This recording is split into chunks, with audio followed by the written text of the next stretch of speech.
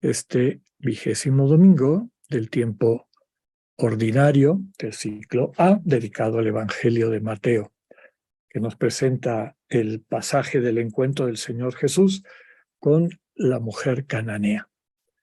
Tomado de ese texto, esta expresión del Señor Jesús al ver hasta dónde llegaba el amor en el corazón de esa mujer. Qué grande es tu fe, que se cumpla lo que deseas. La primera lectura que nos presenta este domingo la liturgia está tomada de Isaías. Es el inicio del que se conoce como el tercer Isaías, los últimos capítulos del 56 al 66. Y en otras ocasiones hemos dicho que lo que ahora tenemos bajo ese nombre del libro del profeta Isaías, en realidad son 3 escritos desarrollados a lo largo de muchos años. El primero hacia el siglo VIII, VII antes de Cristo, el último, que es este, en el siglo VI, justo después de la vuelta del pueblo hebreo a Jerusalén desde el destierro en Babilonia. La profecía de este tercer Isaías alienta al pueblo que empieza a desanimarse de ver cumplidos los oráculos de restauración de los profetas del destierro. Recordemos el trauma que fue para el pueblo haber perdido el templo en la caída de Jerusalén a manos de los babilonios. Y ahora hay la oportunidad de reconstruir el templo. Conforme el tiempo pasa y no termina de concretarse de acuerdo a sus expectativas, la gente se desanima. Pero el Señor nunca nos deja de su mano y manda a estos profetas, es decir, hombres y mujeres que sienten y ven como Dios, para transmitirnos el mensaje de esperanza. Este profeta enumera las causas de este retraso: pecados sociales y rituales, idolatría, sustituir a Dios por otras seguridades, divisiones internas entre el pueblo, no reconocerle a los ciudadanos de otros pueblos, a las personas diferentes, todos sus derechos. Se subraya que la posibilidad de salvación, más que en pertenecer a una raza, está en la respuesta de cada ser humano al llamado de Dios. Termina el texto y la lectura con esta bellísima frase: mi casa será casa de oración, casa de encuentro para todos los pueblos. El Salmo responsorial, Salmo 67, agradece a Dios su providencia. Canta, es un canto que se hacía después de la cosecha, cuando se constataba que la generosidad de Dios le llegaba a toda la creación. Está puesto en la liturgia del día de hoy porque su mensaje es universalista, es decir, Dios no es Dios de un pueblito, de un grupo de elegidos, elegidas, sino de toda la humanidad. Todas y todos somos sus hijos e hijas. El salmista desea que los pueblos se hagan conscientes de eso para amar y alabar a Dios en reciprocidad. El texto del Salmo nos dice que alaben al Señor todos los pueblos, que lo alaben juntos como parte de una sola comunidad. La segunda lectura está tomada de la carta de Pablo a los romanos, que ya llevamos varios domingos meditando. Recuerden que en alguna ocasión les comenté que inclusive se considera como el Evangelio de Pablo. Es más largo que la carta, es más larga que el Evangelio de Marcos. Tiene mucha riqueza doctrinal, ¿no? Pablo se dirige ahora a estos cristianos romanos, pero en este momento a los de origen pagano. Los domingos anteriores habíamos leído su mensaje a los de origen judío. A estos cristianos de origen greco-romano les invita a no caer en la tentación de la superioridad exclusivista, que es lo que está impidiendo, entre otras cosas, que el pueblo judío acepte esta novedad de un Dios que salva sirviendo, incorporando, haciendo una sola familia. Considera que su pueblo judío sigue prestando un servicio misterioso a la salvación del mundo. Su rechazo a la buena noticia en el Señor Jesús llevó a que la predicación del Evangelio se extendiera por todo el mundo. Ahora Pablo quisiera que su pueblo se abriera a la salvación en Cristo, a través de esta expresión, ¿no? Nacer a la libertad de los hijos e hijas de Dios. Si fuera el caso, se vería una auténtica resurrección con frutos inesperados.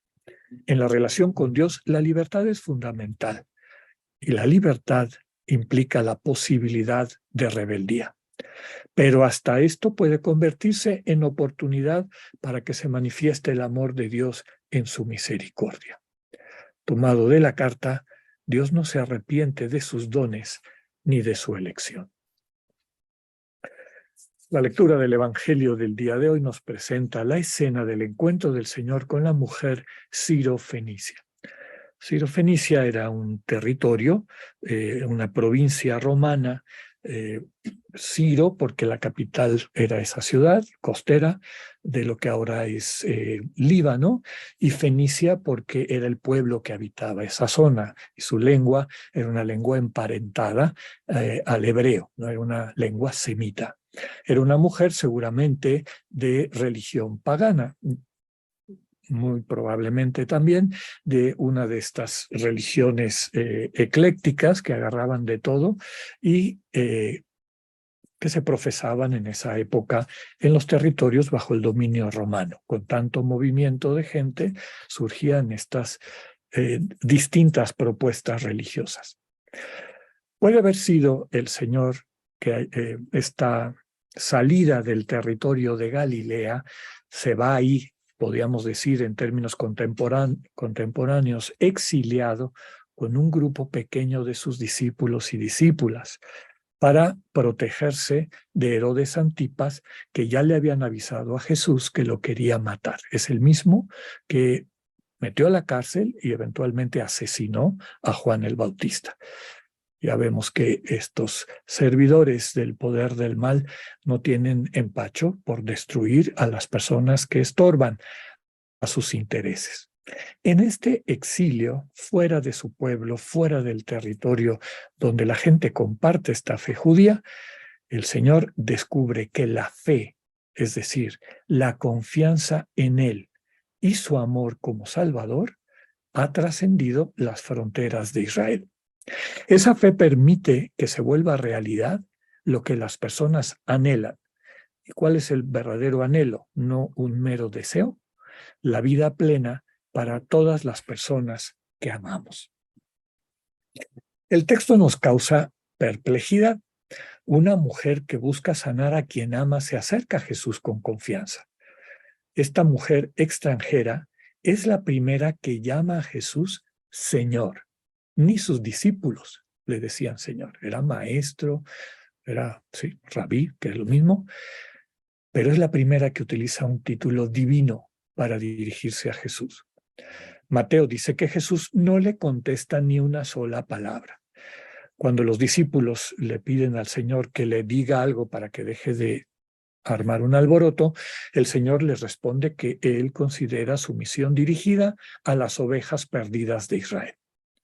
Ante la insistencia de la mujer, Jesús le dice una frase bien dura. No está bien quitarles el pan a los hijos para echárselo a los perritos. El centro del mensaje de todo este texto es que el amor de la mujer es más grande que su orgullo. Ella de alguna manera es ya una ciudadana del reino. Su respuesta sorprende a Jesús. Le dice, los perritos se comen las migajas que caen de la mesa. Jesús de alguna forma ha sido rechazado por los hijos. Por eso está exiliado. Esta mujer no judía sí lo valora, confía en él. Como si le dijera, a mí no me importa que tú seas una migaja, confío en ti. En el Evangelio se siguen sanaciones entre pueblos paganos y una segunda multiplicación de los panes que se da no en territorio judío, sino en territorio pagano, para subrayar que de ahora en adelante los no judíos comerán hasta saciarse y ya no de sobras. Nos quedamos con esta frase, el Señor que nos ha servido de lema. Mujer, qué grande es tu fe, que se cumpla lo que deseas. Les compartía como lema de este domingo, alrededor de las lecturas que nos presenta la liturgia, esta exclamación de Jesús: mujer, qué grande es tu fe. Ya me han oído que me gusta subrayar que cuando hablamos con fe no debemos confundirla con credulidad. La credulidad es la madre del ateísmo. Es la manera como muchas personas engañadas, confundidas, desde una ingenuidad que después cobra la factura, eventualmente pierden la referencia, la confianza finalmente en Dios. La fe se sustenta sobre una relación concreta con Dios. Tenemos una vida entera de relación con Dios. Y como todas las buenas amistades que eventualmente desembocan en una experiencia de amor profundo, de amor compartido, es un itinerario que va fortaleciéndose, va construyendo como un edificio sobre cimientos y sobre esos cimientos sólidos va creciendo y creciendo cada vez más. El Señor le alaba a esta mujer no su credulidad, su fe. Y eso es lo que sorprende a Jesús, ¿no? Cómo en medio de un pueblo que aparentemente no tiene el privilegio de haber conocido la revelación paulatina de Dios recogida en la Torá, en los profetas, en los libros sapienciales de la Biblia hebrea, ¿cómo es posible que esta mujer haya llegado a este nivel de fe que implica saber y creer, construir sobre la base de una historia de relación con un Dios que ha probado ser fidedigno, que ha estado con nosotros en los momentos importantes de nuestra vida, que cuando hemos dejado de estar distraídas y distraídos percibimos la manera como interactúa con cada una y cada uno. Sobre eso se construye la fe, no la credulidad. La credulidad es, pues por ejemplo, el otro día estábamos recordando, los viejucos como yo, una época en que se puso de moda en un lugar cerca de Querétaro, una que le decían el agua del Tlacote. Eran carretadas de gente, miles de personas iban a buscar esta agua milagrosa. Cuéntenme qué queda del Tlacote, ¿verdad?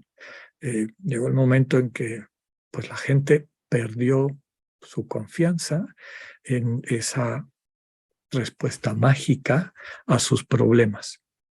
Dios no es mago, lo hemos dicho muchas veces. Dios es un compañero, y un compañero que camina a nuestro lado. Y en ese caminar nos va transmitiendo vida, vida plena, nos permite descubrir la verdad con B mayúscula. Esa verdad no es abstracta, no es meramente una descripción de cosas que son reales o que podemos comprobar. Esa verdad es la manifestación plena de lo que estamos llamados y llamadas a ser. Es decir, cuando en cada ser humano se manifiesta su imagen divina a plenitud, eso que los antiguos llamaban la semejanza, Dios nos regala la imagen como posibilidad, de la mano de Dios construimos la semejanza. Cuando en el mundo aparece eso, aparece también la verdad, que se contagia, que se comparte con otras personas. Eso es lo que descubre Jesús en esta mujer. Una fe que inclusive no había percibido en otras personas de su pueblo judío. En ese momento algo cambia en toda la vida pública del Señor Jesús. Ha percibido que esta promesa de Dios ha llegado inclusive a los pueblos que no son judíos. Recordando la segunda lectura, capítulo 11 de la carta de Pablo a los romanos, la testarudez de quienes creen que conocen, y al decir conocen, manejan a Dios, ya se lo saben, ya lo tienen guardadito en su cajoncito, sin darse cuenta que ese al que llaman Dios es una proyección de su propio ego.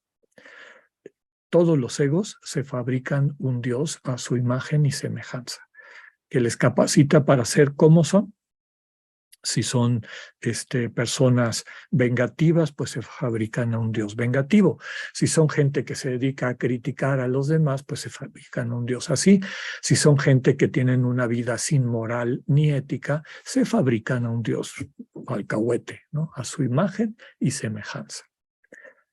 Nosotros en el camino cristiano, siguiendo los pasos del Señor Jesús, tomamos el riesgo de dejarle a Dios mostrarnos quién es. Y eso es un camino, eso es un itinerario, a través del cual nuestra vida se va transformando. Y se transforma porque nuestra percepción, nuestra sensibilidad también se va transformando.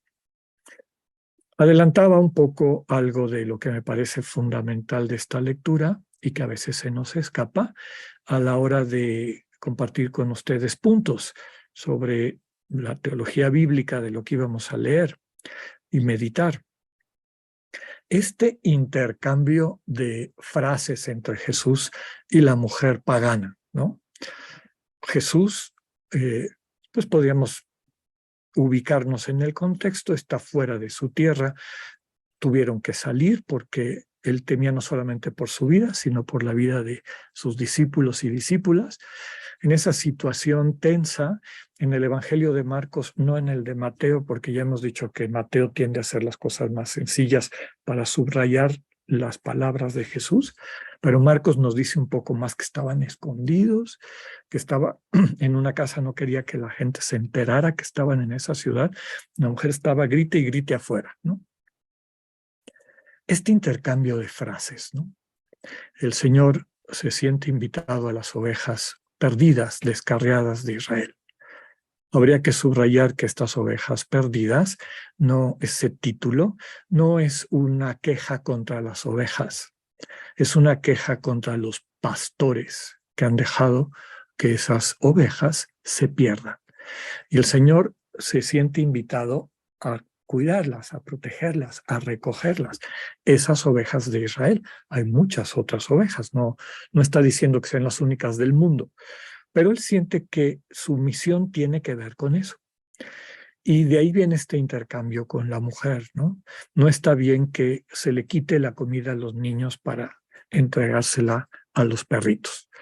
Y la mujer le contesta, sí, pero los perritos también comen de las ovejas que se caen de la mesa de los amos, dice Mateo, de los señores, de los niños, en otras versiones.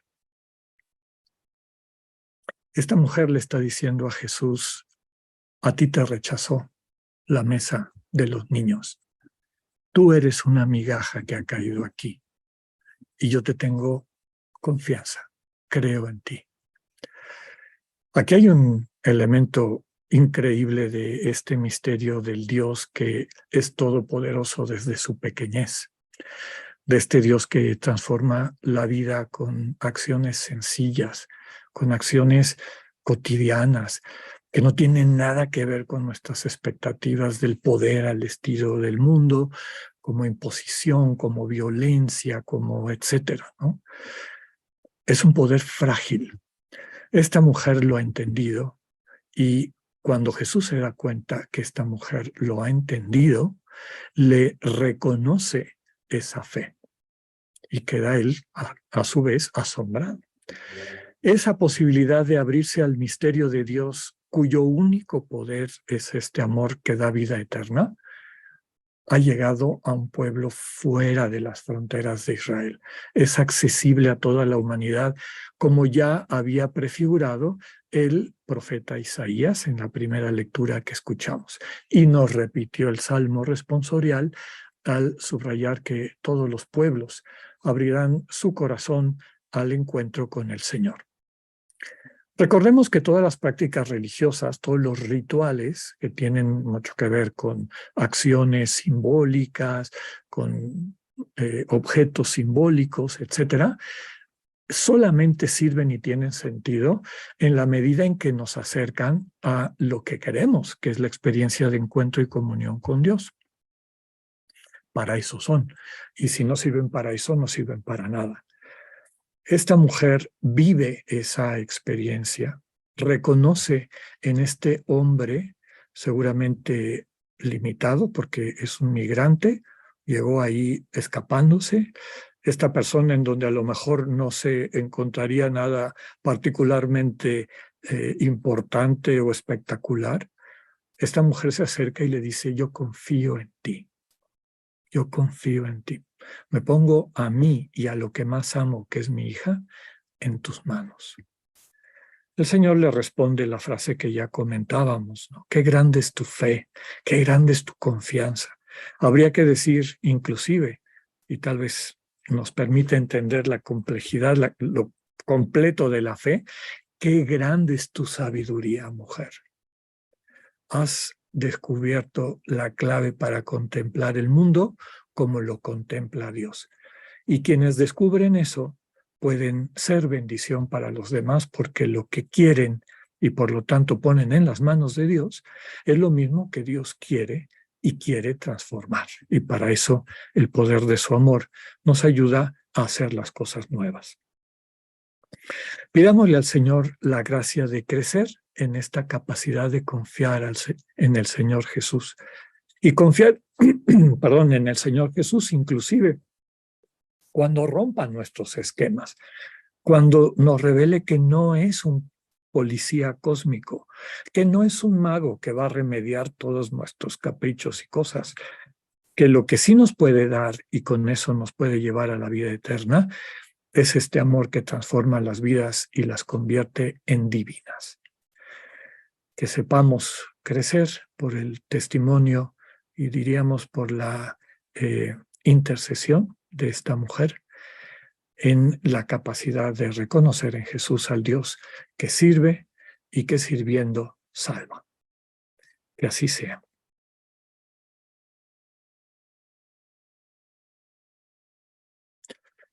Aprovechemos esta semana para tener momentos de cercanía, de intimidad. Decíamos que la amistad se construye así, una capa, una etapa a la vez, y hay pocas maneras de aprovechar el tiempo mejor que ponernos confiadamente en las manos del Señor Jesús. Dejarle que su amor sane nuestros corazones heridos y que llenos de esa luz que solamente viene de su entrega amorosa, la podamos compartir con nuestros hermanos y hermanas. Presta atención a las muchas maneras como el Señor se puede acercar a ofrecerte la salvación. A lo mejor, como nos recordaba de manera tan linda Ana Laura, en la persona que está en la calle pidiéndote algo, en los niños que venden mazapanes en las esquinas, en nuestros hermanos migrantes, en los que todas las personas consideran que son migaja o peor que migaja, está presente Jesús y a través de ellos y ellas puede darte un mensaje de vida y salvación. Que tengan una excelente semana. Dios con ustedes.